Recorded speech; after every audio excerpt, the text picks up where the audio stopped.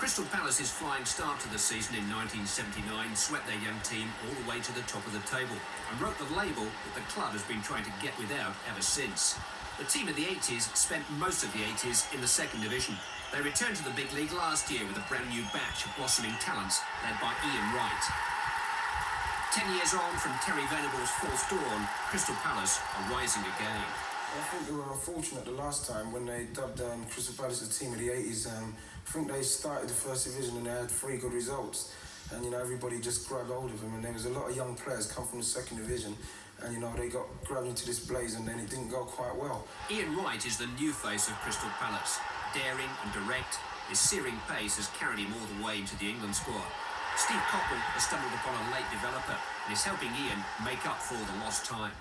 If he thinks that I'm getting a bit too cocky with him myself in the training or anything like that, any silly little thing like that, he'll call me aside and say he's not happy with the way I'm doing this, or I'm not happy with the way I'm doing that.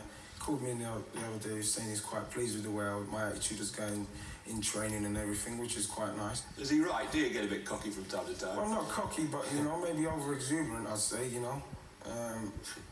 anything like that, just telling me about my role now, that I've been selected in the England squad and, I'm a role model now, there's kids watching and I've got to curb my language maybe on the pitch and things like that, and kind of things. Wright has had to learn quickly. 5 years ago, he was an unemployed Sunday League footballer. He didn't come into the game until he was 22. He's in a hurry to show the doubters in his past how wrong they were. Well, I don't think you never beat the system. I think you can ride with the system and do as best in the system as you can. I'd like to think that it didn't go very well for me when I was younger. I think it might have had a lot to do with that I was quite small, quite lightweight.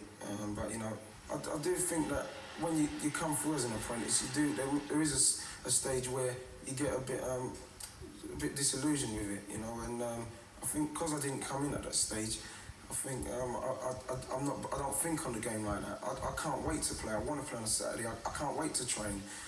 That's why I celebrate goals even in training. It's brilliant. I'm just glad to be here, really. I tell you what, he's done well.